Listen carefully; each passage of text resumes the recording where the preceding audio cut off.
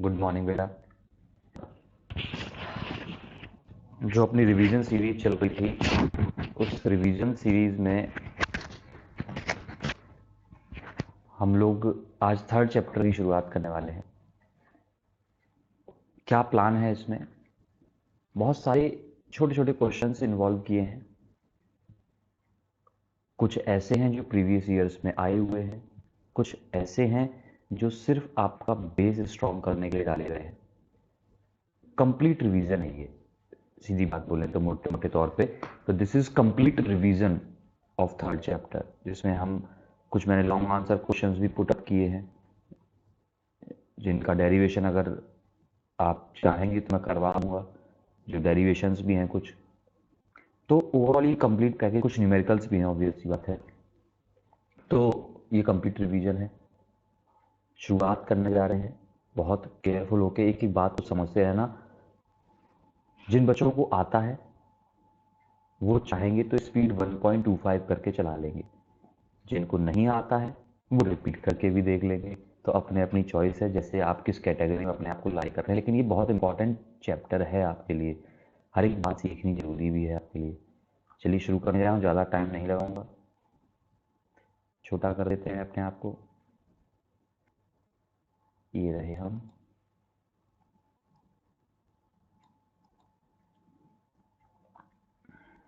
ठीक है, शुरू करने जा रहे हैं, देखते हैं क्या बनती है बात।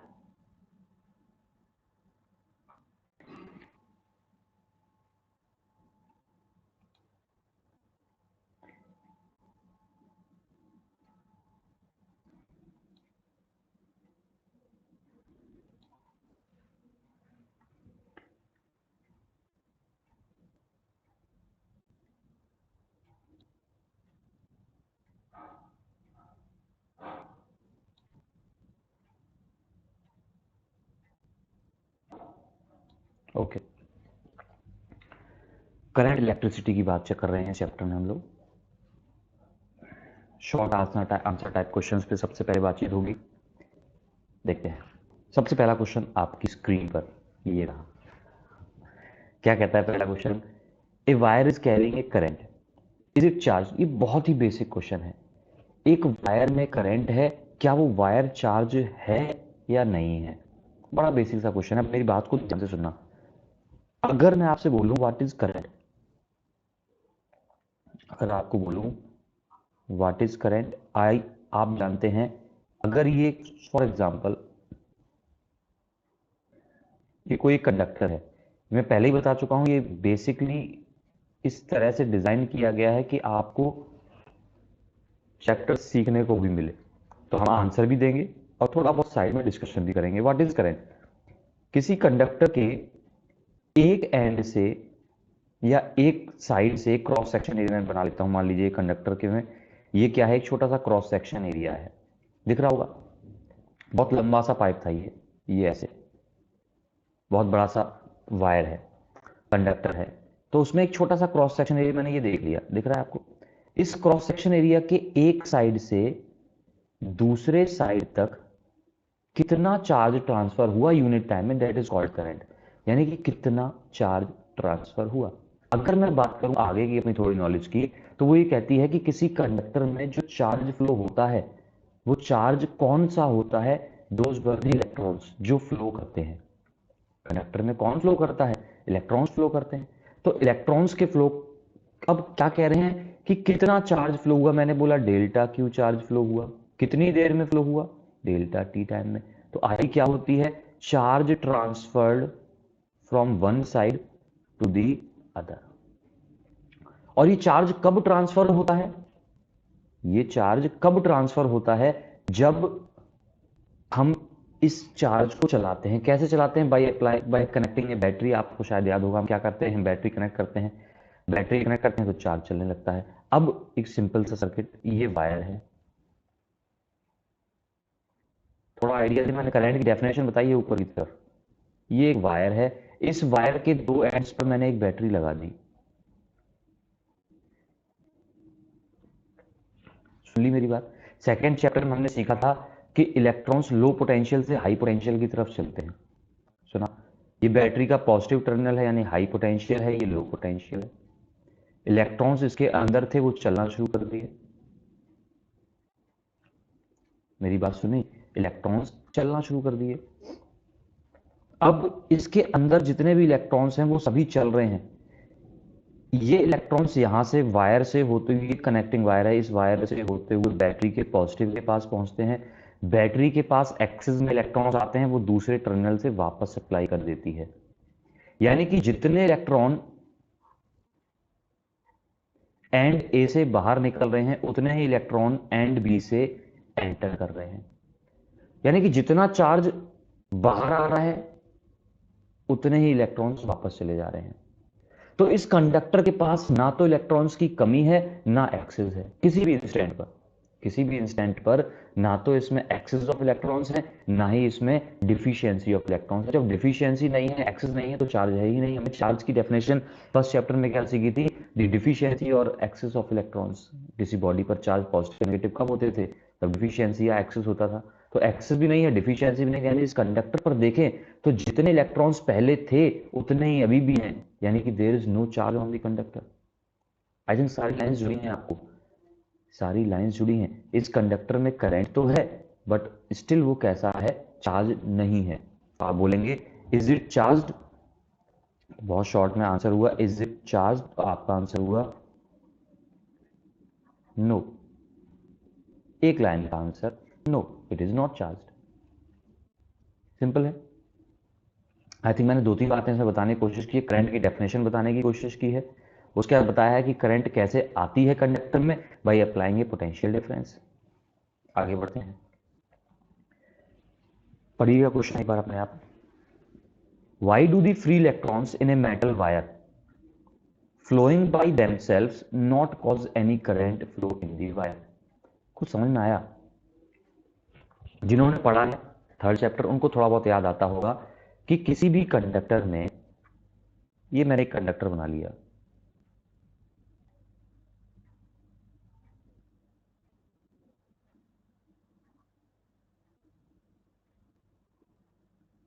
किसी भी कंडक्टर में बहुत सारे मतलब मेरे बहुत सारे फ्री इलेक्ट्रॉन्स होते हैं, बहुत सारे फ्री इलेक्ट्रॉन्स होते हैं। अब रूम टेम्परेचर की वजह से, यानी कि थर्मल एनर्जी की वजह से, वो इलेक्ट्रॉन्स रैंडमली इधर उधर घूम रहे होते हैं। इलेक्ट्रॉन्स क्या कर रहे होते हैं? इसमें बहुत सारे क्या हैं? इलेक्ट्रॉन्स हैं इस कंडक्टर के अंदर। और ये इलेक्ट्रॉन्स थर्मल वेलोसिटी की वजह से भाग रहे होते हैं, और उस भागने के दौरान they virtually collide with the lattice ions. वो लैटिस आयंस के साथ कोलाइड करते हैं, और कोलाइड करने के बाद वो अपना पाथ डाइवर्ट कर लेते हैं। तो क्या होता है? मैंने बोला कि इस वायर में, मैंने बोला ये क्रॉस सेक्शन एरिया है। क्वेश्चन पढ़ लेना। क्वेश्चन ये कह रहा है, पहले जिनको क्वेश्चन समझना उनको बता दूं, क्वेश्चन ये कह रहा है कि इलेक्ट्रॉन्स तो मोशन खुद करते रहते हैं। किसी कंडक्टर में इलेक्ट्रॉन्स क्या करते हैं? खुद मोशन करते हैं, जिसको हम बोलते हैं थर्मल एनर्जी वाला मोशन। थर्मल एनर्जी या थर्मल वेलोसिटी से वो मूव करते रहते हैं। तो वो मोशन की वजह से करंट, कंडक्टर में करंट क्यों नहीं आती है? तो उसका जवाब क्या है कि वो थर्मल वेलोसिटी से चलता हुआ इलेक्ट्रॉन लैटिस आयंस के साथ टकराता है। टकराने की वजह से उसका पाथ डाइवर्ट हो जाता है, और बहुत सारे इलेक्ट्रॉन्स जब हमारे पास हैं मौजूद, सब कोई आगे जा रहा है, कोई पीछे जा रहा है, कोई आगे जा रहा है, कोई पीछे जा रहा है। तो there is no net movement of electrons. Electrons का कोई नेट मूवमेंट नहीं होता। और हमने क्या सीखा था? What is current? Current is the transfer of charge from one side to the other. लेकिन मैंने क्या बोला अभी अभी कि इलेक्ट्रॉन्स ये इधर तो गया, लेकिन अगले ही पल हो सकता है टकराने के बाद किधर आ जाए? वापस आ जाए। तो ट्रांसफर क्या हुआ? अगर 10 इलेक्ट्रॉन इस साइड से इस साइड चले गए तो हो सकता है देयर इज ए पॉसिबिलिटी 10 इधर भी आ गए हों, क्योंकि इलेक्ट्रॉन तो रैंडमली घूम रहे हैं। रैंडमली क्यों घूम रहे हैं? बिकॉज वो लैटिस आयंस के साथ वर्चुअली कोलाइड करते रहते हैं, और उस कोलिजन में वो अपनी डायरेक्शन बार बार बदलते रहते हैं। अब मिलियंस एंड ट्रिलियंस एंड और भी ज्यादा बोलूं तो बहुत सारे, इतने सारे फ्री इलेक्ट्रॉन्स हैं, कौन किधर गया कुछ पता नहीं चलता। तो इस वजह से कंडक्टर में करंट नहीं होती है। किस वजह से? क्या आंसर लिखेंगे अब आप?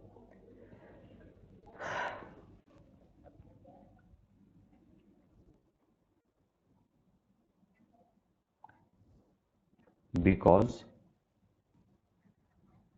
there is no net transfer of charge from one side to the other.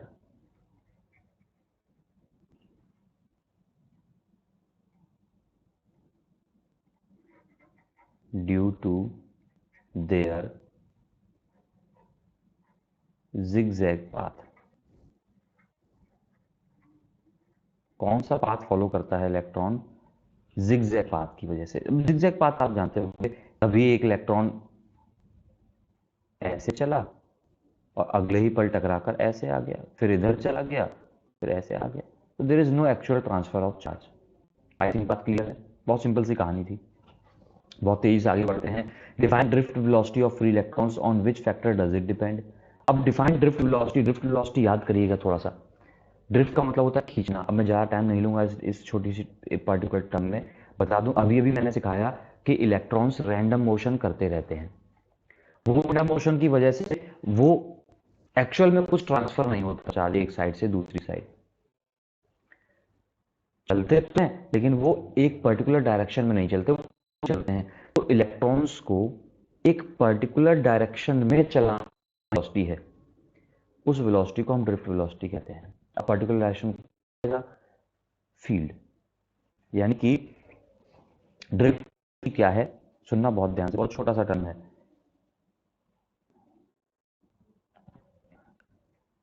वैसे एक बात की मुझे शिकायत है, तो मैं बात कर भी देता हूँ, ये आप पता चल गया होगा क्या बना रहा हूँ। शिकायत ये है, आपसे बोला था कि आप चाहेंगे तो मैं जो मैं लिख रहा हूँ ये अभी, इसकी पीडीएफ फाइल आपको दे दूंगा। आपने चाहा ही नहीं अब तक। किसी एक बच्चे को भी जरूरत महसूस नहीं हुई कि जो ये है कि मैं इनकी पीडीएफ ले लूँ। खैर आपकी अपनी चॉइस, मैं कुछ नहीं कर सकता, पर्सनल अपनी चॉइस है। ये शिकायत है मुझे आपसे। अब मांगोगे तो मैं दूंगा भी नहीं इसकी पीडीएफ। अब आप स्क्रीनशॉट लेके काम चाहें अपना। क्या बोला मैंने? ये कंडक्टर, इलेक्ट्रॉन्स रैंडम भाग रहे थे, अब इसके अक्रॉस कर दिया, एक फील्ड लगा दिया। क्या लगा दिया? एक फील्ड। तो इलेक्ट्रॉन्स क्या हुए, फर्स्ट चैप्टर में खूब सीखा था, फील्ड के अपोजिट डायरेक्शन में चलना शुरू कर देंगे। अब फील्ड के अपोजिट डायरेक्शन में ये चलने लगे तो जो इनकी वेलोसिटी है फील्ड के अपोजिट डायरेक्शन में, that is called drift velocity. सुना? क्या बनेगी definition?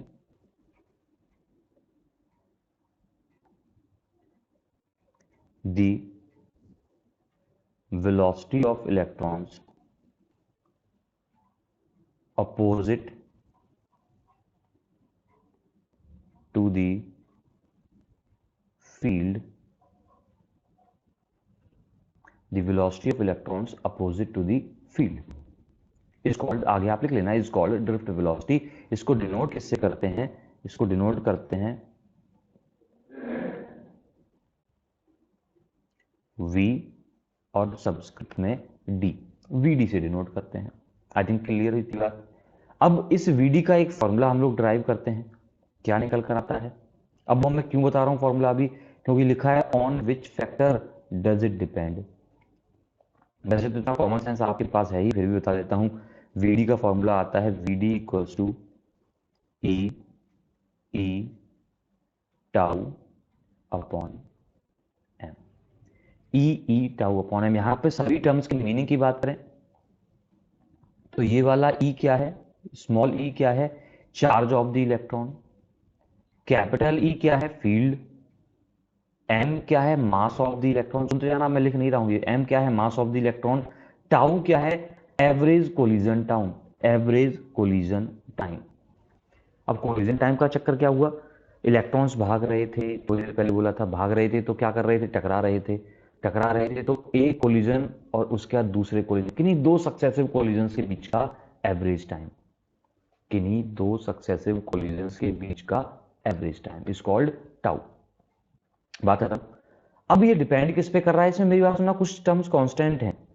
For example charge of electron constant है, मास ऑफ इलेक्ट्रॉन एक कांस्टेंट है, तो वीडी बचा किसके प्रोपोर्शनल?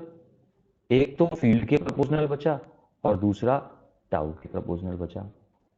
तो मैं अभी दो बातें लिख रहा हूं, VD is directly proportional to E and VD is directly proportional to tau. Tau क्या था? टाउ के मैंने दो नाम अभी नाम क्या बताया? एवरेज कोलिजन टाइम, इसी को हम रिलैक्सेशन टाइम भी कहते हैं। डन। तो आपका आंसर क्या हुआ? On which factor does it depend? It depends on the applied field, depends on the collision time. अब कहानी में ट्विस्ट यहीं से शुरुआत हो जाती है। ट्विस्ट कुछ नहीं, आंसर यहाँ पे आपका खत्म हो गया।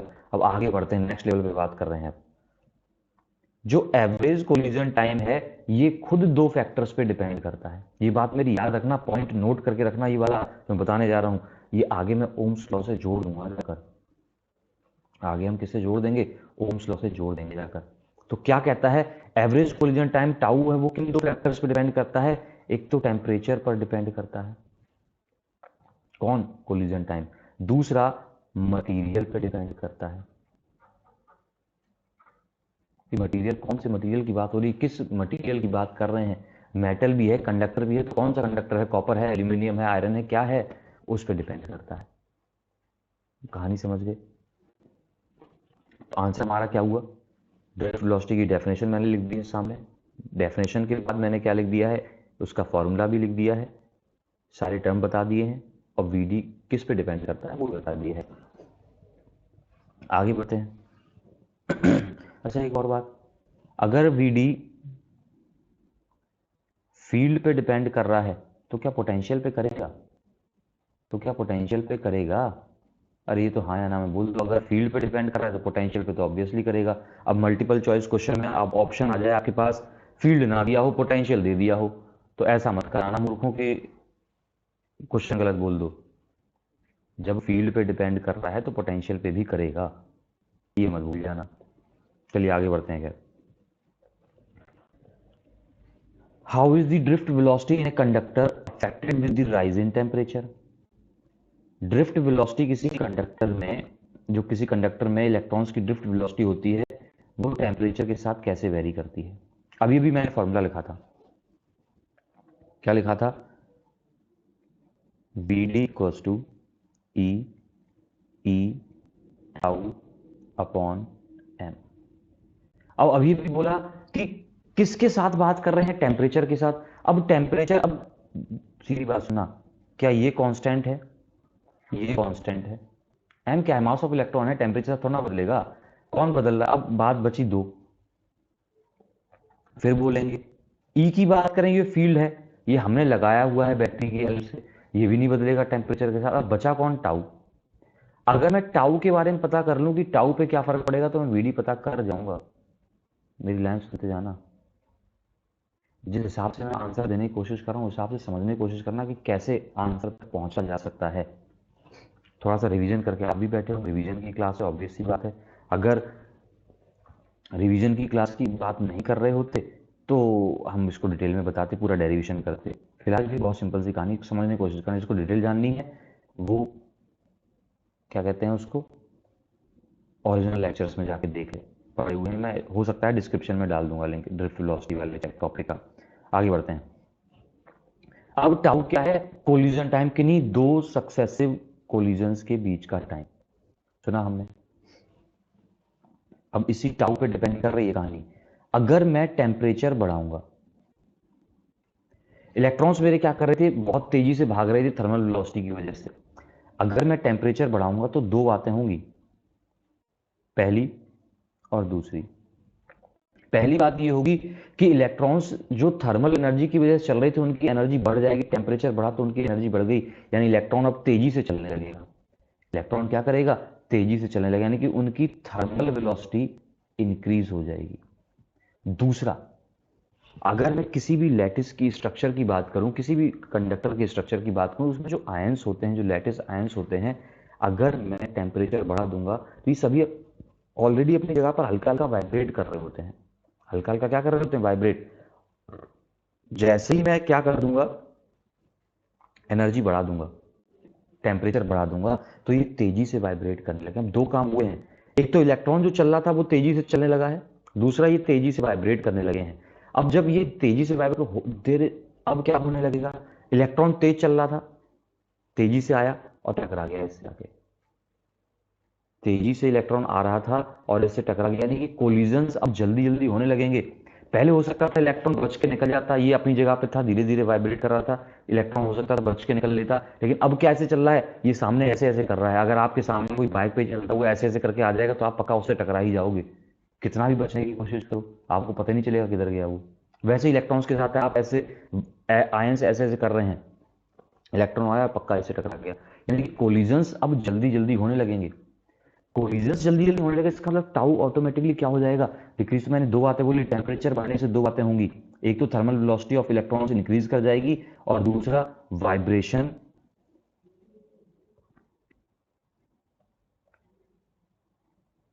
किसके, लैटिस आयंस के, वो भी क्या कर जाएंगे, इंक्रीज कर जाएंगे। दो बातें समझ में आ गई क्या क्या हुई।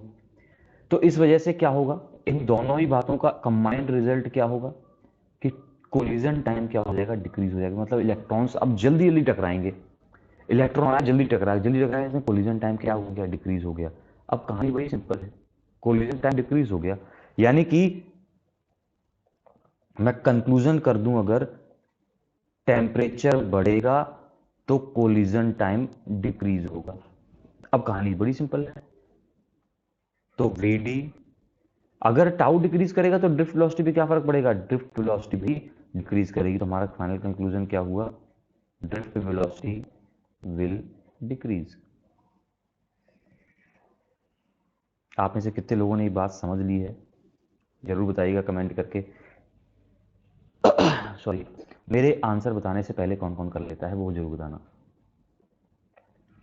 Define mobility of free electrons. अब मोबिलिटी क्या है, ये टर्म जिसको ना पता हो वो बहुत ध्यान से सुन ले। मोबिलिटी को किससे डिनोट करते हैं, मोबिलिटी को म्यू से डिनोट करते हैं। आप बोलेंगे कितनी बार यूज करोगे सर इसको, 11 से लेकर 12 आगे ये पीछा नहीं छोड़ रहा है। क्या कहते हैं इसको,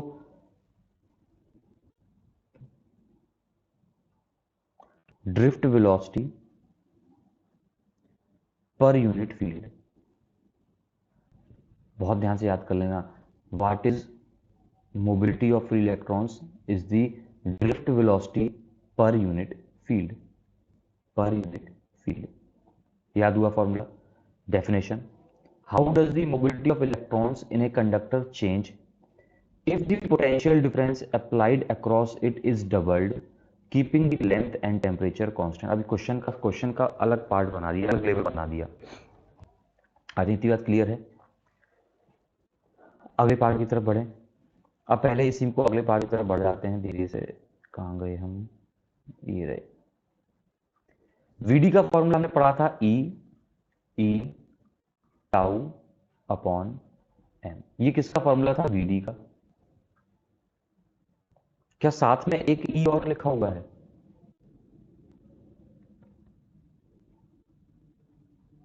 ये कौन सा ई लिखा है, ये वाला ई से ई खत्म, क्या बना, ई टाउ अपॉन एम।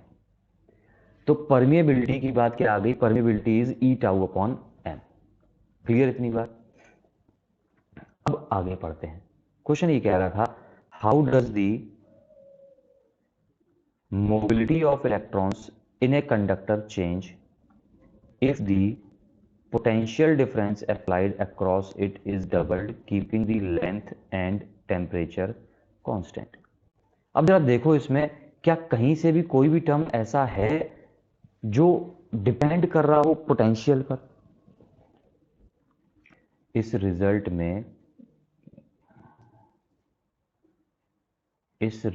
में क्या कोई भी टर्म ऐसा है जो पोटेंशियल पर डिपेंड कर रहा हो, हमें तो नहीं दिख रहा। अगर हमें नहीं दिख रहा तो आपको भी नहीं दिखना चाहिए कोई भी टर्म पोटेंशियल डिपेंड कर रहा है। इसका मतलब है कि it will B unaffected,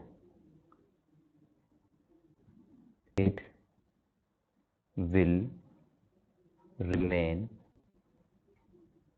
writing थोड़ी बुरी है हमारी, अफेक्टेड।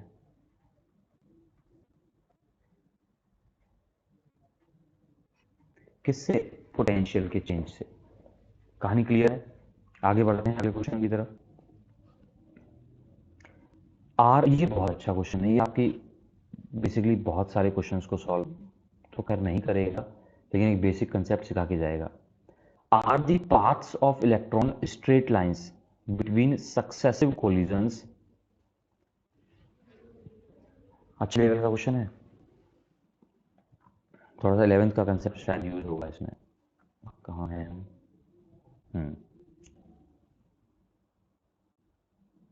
ये कंडक्टर है,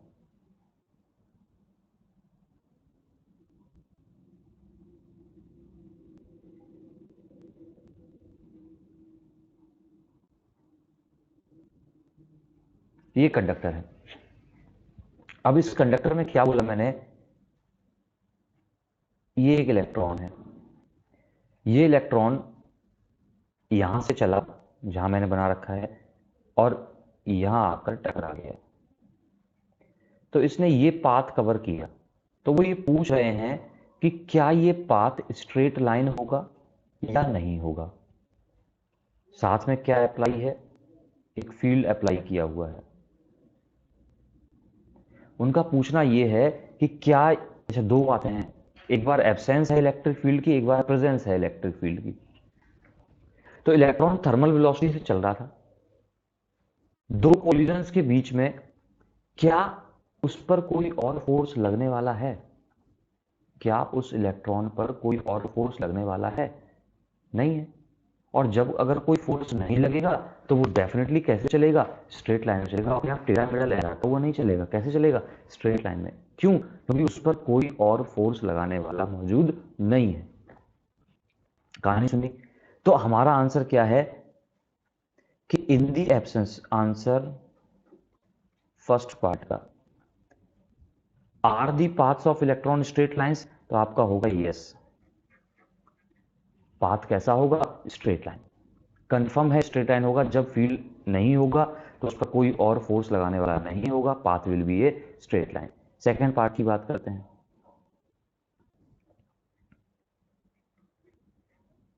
सेकेंड पार्ट में in the presence of electric field. अब कहानी में ट्विस्ट है। कहानी में क्या है? ट्विस्ट है। जब फील्ड की प्रेजेंस होगी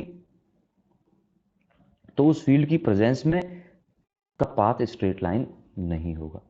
हो सकता है फील्ड की प्रेजेंस में भी स्ट्रेट लाइन पाथ हो सकता है, बट जनरल व्यू में बात करें तो नहीं होगा। कब हो सकता था?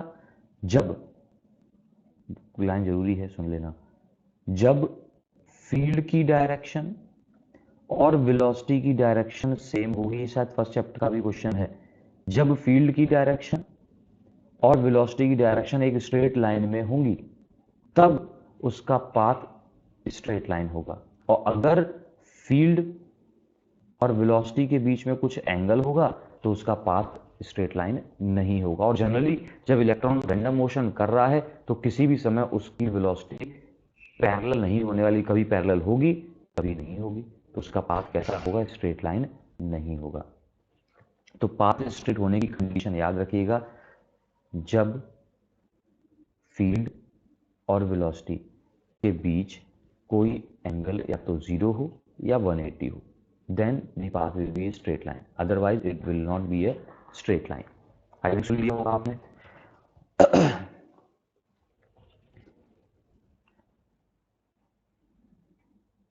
क्वेश्चन पढ़ रहे हैं। when electrons drift in a metal from lower to higher potential, does it mean that all the free electrons are moving in the same direction? मेरी बातों को ग्रैब करने की कोशिश करना। मैं ये सोच के पढ़ा रहा हूं कि आप ये पढ़े हुए हैं। क्या कह रहे हैं? when electrons drift in a metal, कोई एक कंडक्टर है, फिर से बना लेता हूं।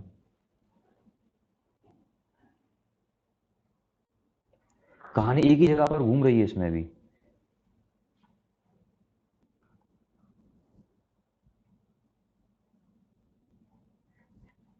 ये इलेक्ट्रॉन चल दिए लोअर से हायर पोटेंशियल, तो वही पूछ रहे हैं क्या सभी इलेक्ट्रॉन इसी डायरेक्शन में चल रहे होंगे? आंसर है नहीं। क्यों नहीं? Because they all have some amount of thermal velocity, जिस वजह से वो चलते हैं और टकराते हैं, चलते हैं और टकराते हैं, और टकराने से उनकी डायरेक्शन बार बार क्या बदल जाती है, बदल जाती है बार बार डायरेक्शन।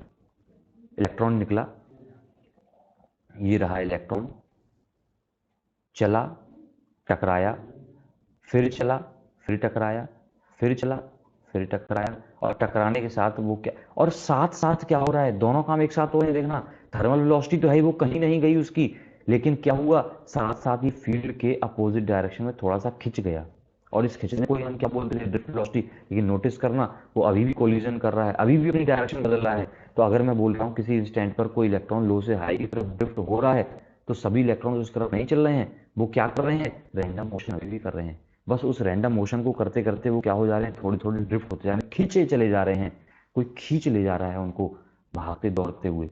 तो आंसर क्या हुआ, नो। आंसर क्या हुआ, बिग नो। क्यों, कोई पूछ देगा क्यों, because they have random velocity या they have some zigzag velocity due to the thermal energy. आगे बढ़ते हैं।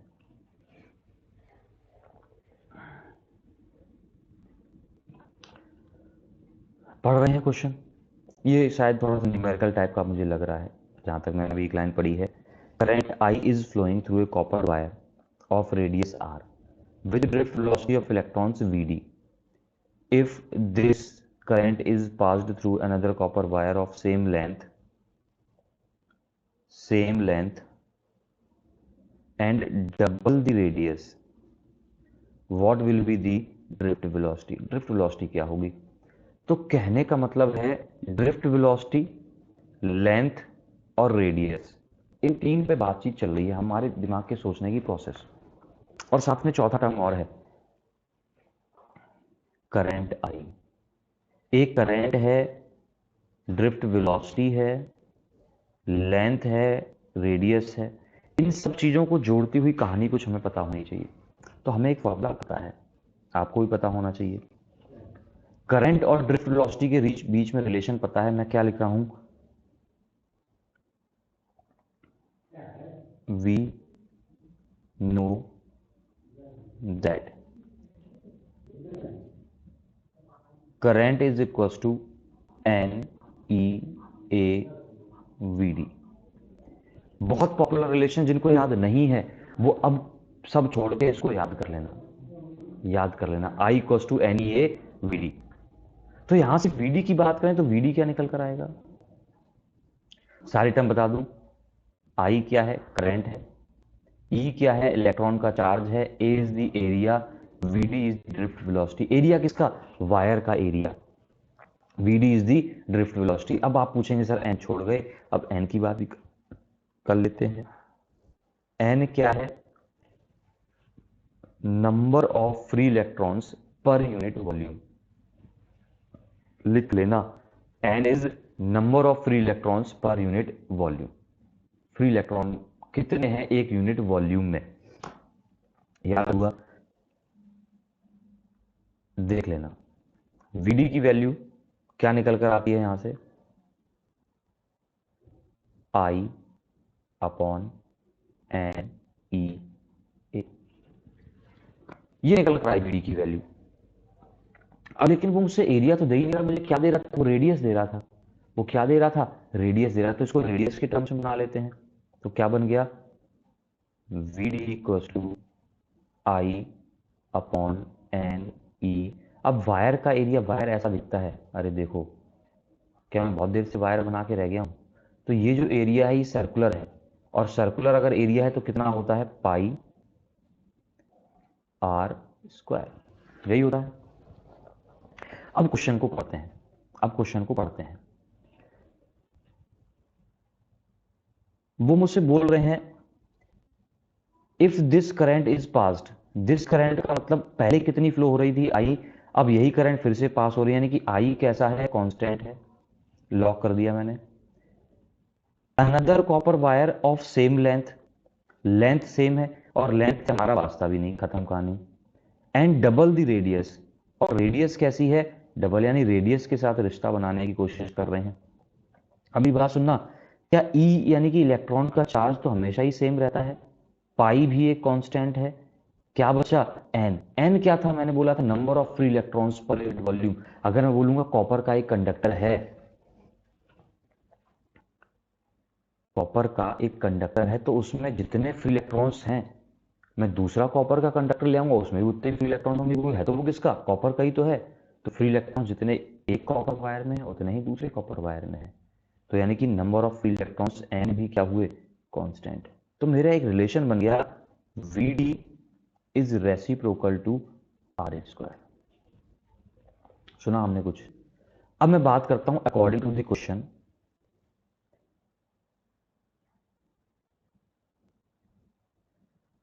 ड्रिफ्ट वेलोसिटी कितनी दी हुई थी पहले वीडी, और रेडियस पहले कितनी दी हुई थी आर। अब की बार वीडी पूछी गई है और रेडियस कितनी कर दी है 2r। रेडियस कितनी कर दी है 2r, यही बोला गया, क्वेश्चन पढ़ लिया है आपने भी, मैंने भी, दोनों ने पढ़ लिया, रेडियस 2r कर दी है। तो मैं बोलूंगा, ये बात आप सीख लेना सभी लोग,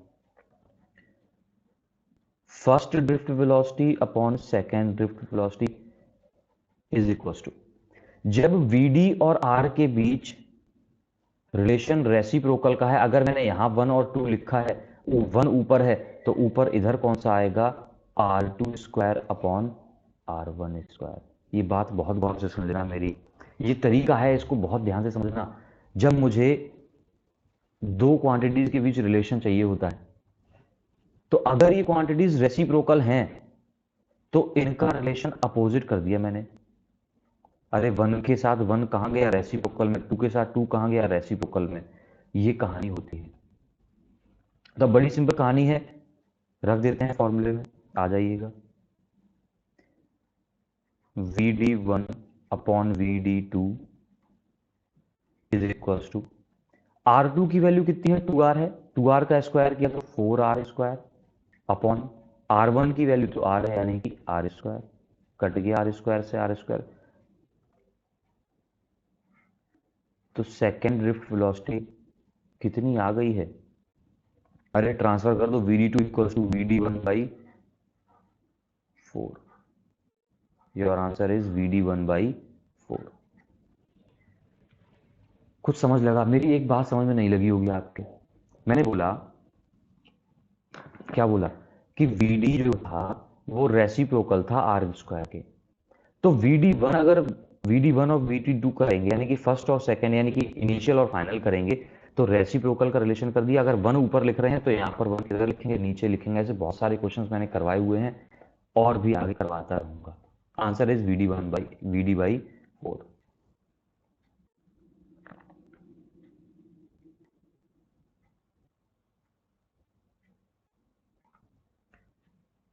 आगे बढ़ जाते हैं जल्दी से।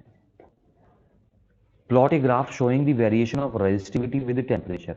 रेजिस्टिविटी का टेम्परेचर के साथ रिलेशन बनाना है। रेजिस्टिविटी यानी कि, रेजिस्टिविटी को किससे डिनोट करते हैं आप, रो से। रो और टी के बीच का ग्राफ बनाना है, मैंने बनवाए हुए थे, सबको याद होगा। किसके लिए बनाना है, वो कह रहे हैं कंडक्टर के लिए बनाओ, सेमीकंडक्टर के लिए बनाओ और अलॉयज के लिए बनाओ। तो मैं जल्दी नहीं बनाता, शुरू करता हूँ।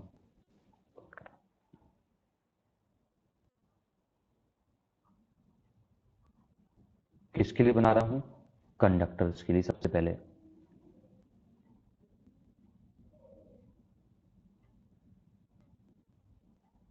ये मैंने ले ली रेजिस्टिविटी, ये ले लिया टेम्परेचर। टेम्परेचर बढ़ाने पर रेजिस्टिविटी बढ़ती चली जाती है, टेम्परेचर बढ़ाने पर रेजिस्टिविटी बढ़ती चली जाती है। ये एक रिलेशन भी है, कैसे होती है वो भी बताया हुआ है मैंने, मैं लिंक डाल दूंगा, उसमें देखिएगा। अब बना रहा हूं सेमीकंडक्टर्स के लिए। याद रखना ये बात, ये ग्राफ क्या इंडिकेट कर रहा है कि टेम्परेचर जब बढ़ेगा तब रेजिस्टिविटी भी बढ़ती चली जाएगी। दूसरा बना रहा हूं सेमीकंडक्टर के लिए।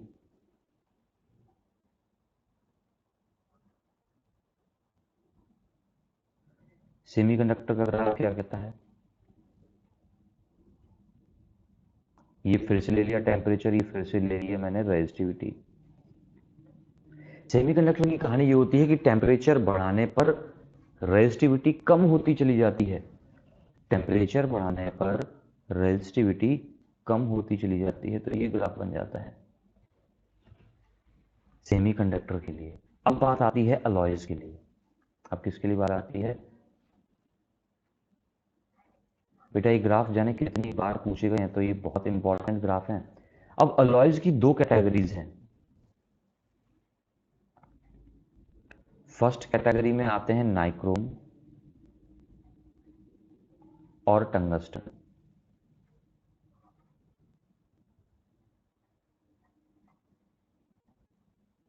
इनके साथ कहानी क्या है कि टेम्परेचर बढ़ाओगे,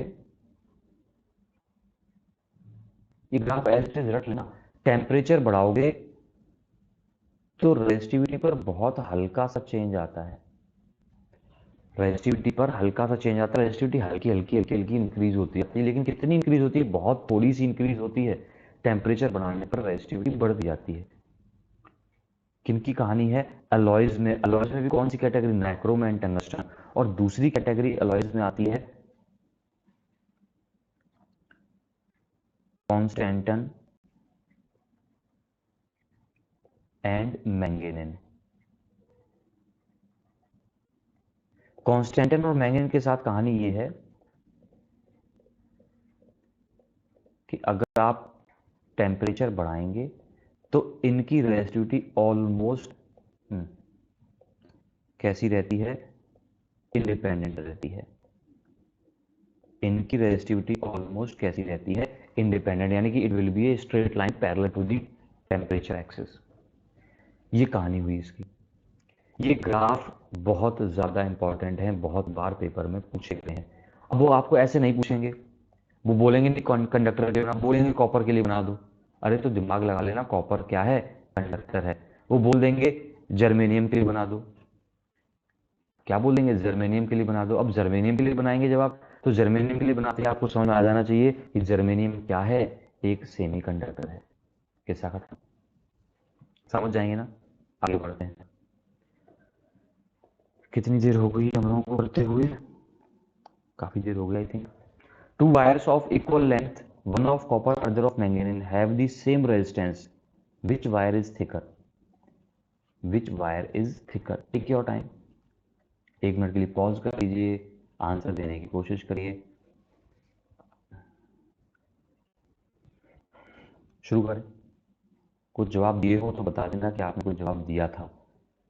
ऐसे ही मत छोड़ देना। एक क्वेश्चन होमवर्क में दे दिया जाएगा। कितने क्वेश्चन और हैं? काफी क्वेश्चन हैं अभी तो।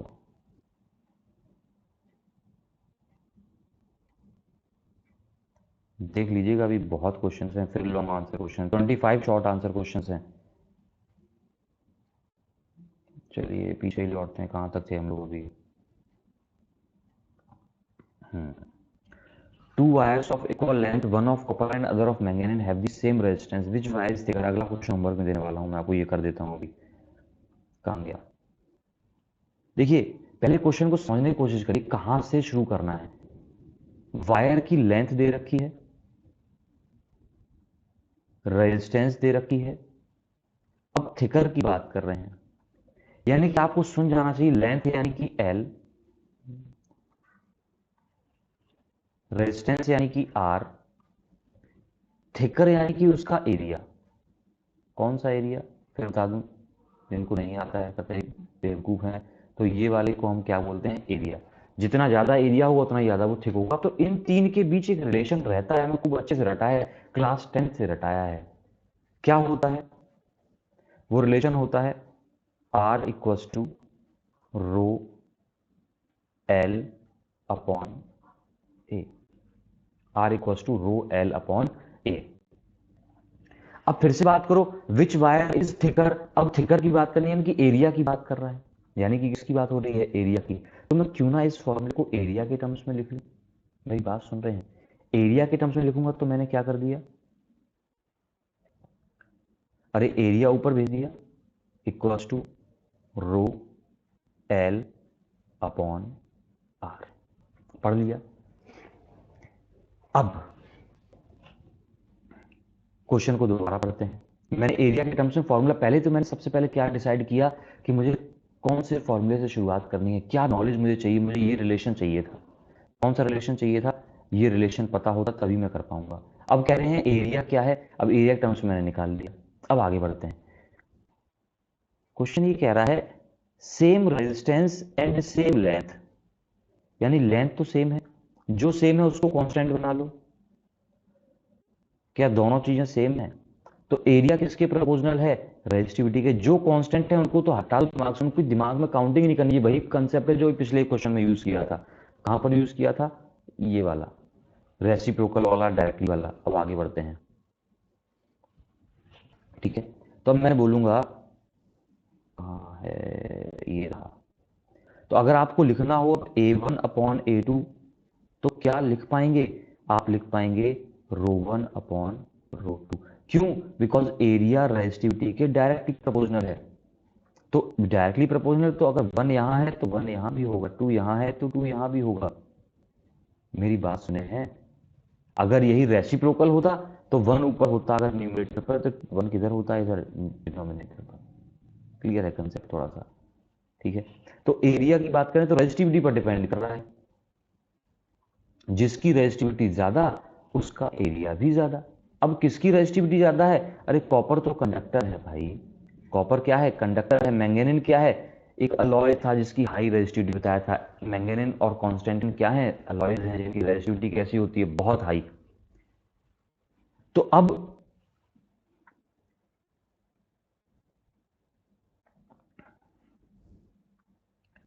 वन कौन है यहां पर, वन कौन है, कॉपर।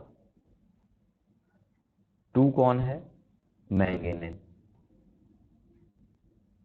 तो किसकी रेजिस्टिविटी हाई है, मैंगनीन की, यानी कि एरिया भी किसका हाई होगा, मैंगनीन का। यानी कि कौन थिकर होगा, तो हम लिख देंगे manganin will be thicker. Manganin कैसा होगा, थिकर होगा। क्यों, हमें दिख गया है ना। आप चाहे तो ये लिखते, चाहे तो ये बात लिखें, चाहे तो ना लिखें, क्योंकि area is directly proportional to the resistivity. Resistivity के डायरेक्टली प्रोपोर्शनल है। डायरेक्टली प्रोपोर्शनल मतलब रेजिस्टिविटी ज्यादा तो एरिया भी ज्यादा। डन। ये क्वेश्चन आपके लिए होमवर्क में छोड़ के जा रहा हूं। Of metals and alloys which has greater value of temperature coefficient of resistance. Homework में दे रहा हूं तो आंसर जरूर करिएगा। हमें देखना है कि किसको किसको आता है।